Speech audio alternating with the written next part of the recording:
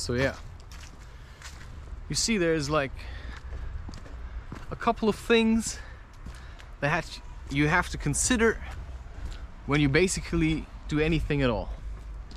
And what I mean with that is that there are going to be a lot of complications in your life while you're trying to figure out anything that is even remotely happening at all. So what I'm trying to tell you with this is that you are completely responsible for your own life. And that means if you're going to jump onto the roller coaster, you have to realize that things are going to start spinning quite a bit. And you have to get used to that. Sometimes you won't know who you are.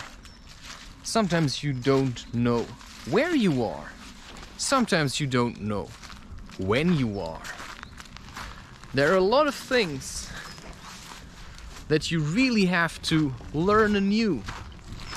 Like, you have to really want to learn these things, right? This is not mandatory, but if you want to lead a somewhat nice life, well, I can tell you, you certainly have to do something for this. Because if you don't do anything, you're going to stand still. So, right, what should the revolution do for you is not really the question. The question is, what can you do for the revolution? What can you do for this movement to free people and to rise above ourselves as humanity? So what can we do? Well, we have to start swinging. We have to start drumming. We have to start stomping the ground like those almost forgotten tribes in Africa. We have to, like, I don't know, do something to like really stand out as humanity and the greatest dance festival. I mean, if you think of movies like Zion in movies like The Matrix, I mean, isn't it in that first or second movie where they start dancing and then there's like this hot Trinity Neo scene, it's like super sexy, and they just start dancing like bum bum bum. Don't we want stuff like this rather than like, I don't know what, like Britney Spears or something? I mean, I don't want that.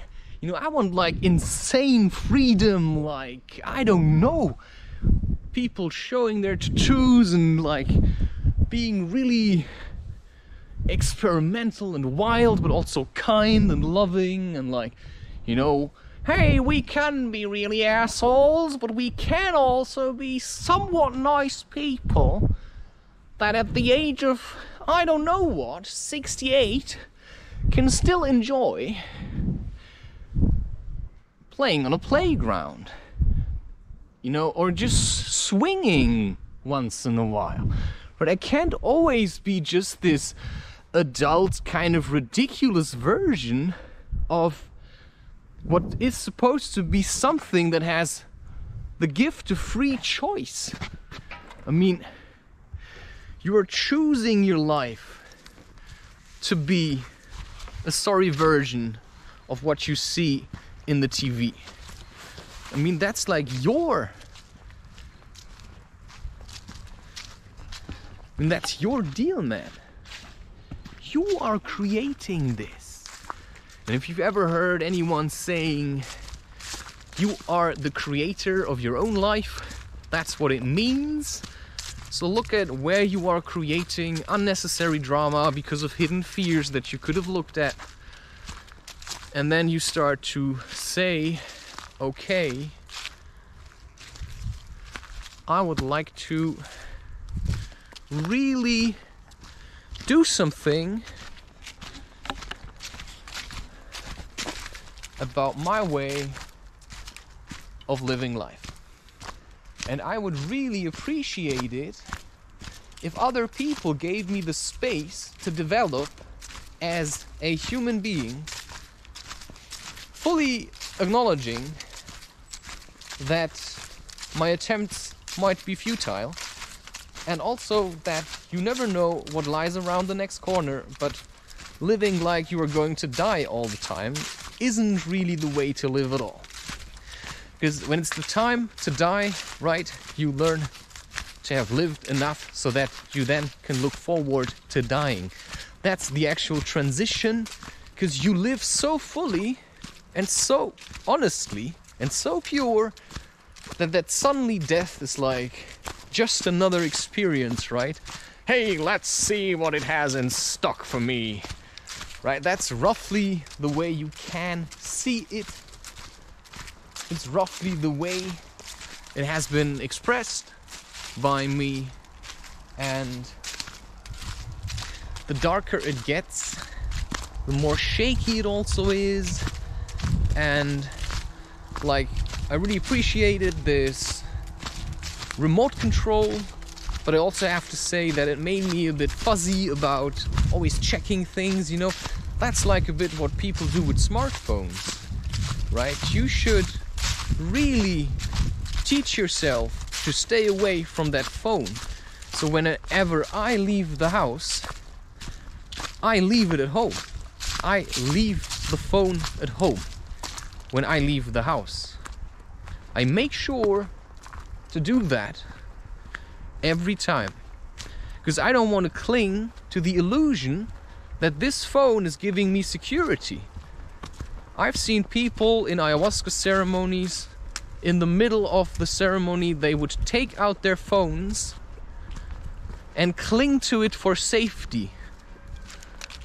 Like a dying man.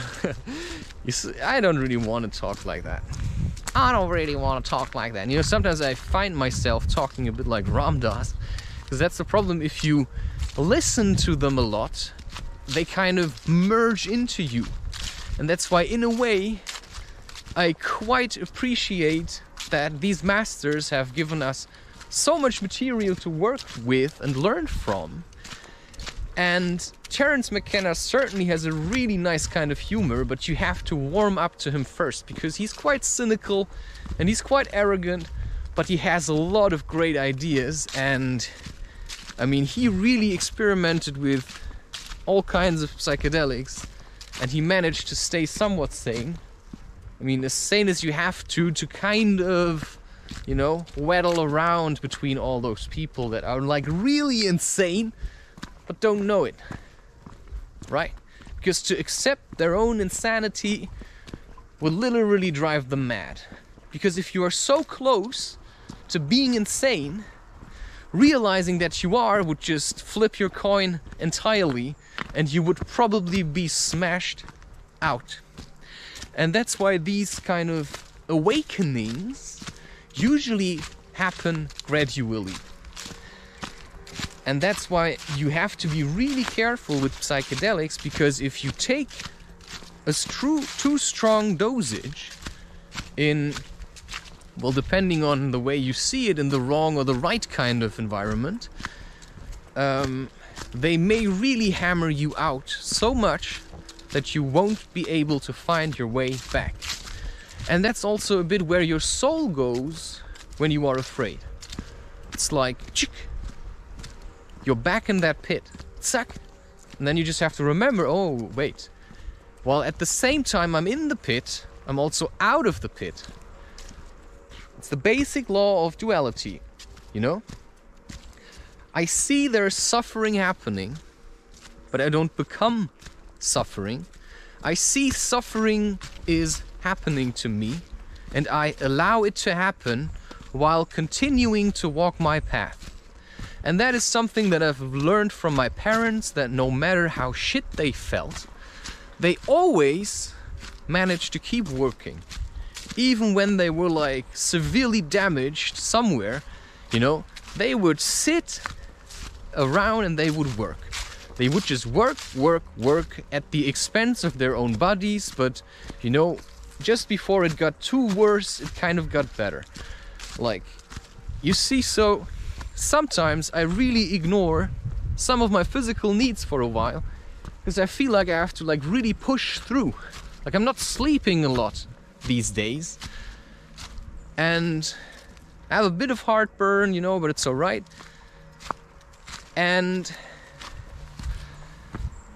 But nobody's telling me to do this, so in a way I'm in charge of my own boundaries. So I tell myself to do it, and then I do it, and then I see what's going to come out of it. And that's roughly how it works for me, and that's why also at the moment I keep most people away from me most of the time, because I like balancing this kind of self maintenance thing is kind of hard. And that's why at the moment I'm really learning as fast as I can how to be like balanced. And it's really insane where it has gotten me this far, or thus far. And sometimes I can't really believe it, because people always give me the feeling, you know, I'm doing something wrong, which I'm not. You know, I'm just being myself, and they just find it easier. But that's maybe the thing. If I can allow them to suffer without disturbing them with it, I just allow them to live in their suffering as long as they want to, until maybe they walk through it and suddenly they see the light, right? So maybe I can just let it be, so to speak, right? Because I often had the feeling I had to somewhat pay back my parents and be really like, help them with all kinds of things and rush to them. But it was your parents' job to raise you and to do things for you. If you want to honor that, you're gonna do the same thing for your children. And then your children can do the same for their children. And you just enjoy being around as long as you can, or as long as you're supposed to be. Right? So if you live your life like this as best as you can, with your mind towards the light, just like God or something, then you just keep walking until you have the feeling maybe you need to change the direction or something. I don't know, right? That's all up to you, I say. Cheerio for now. Thank you for flying with Air Lunatic and Mr. Reusch.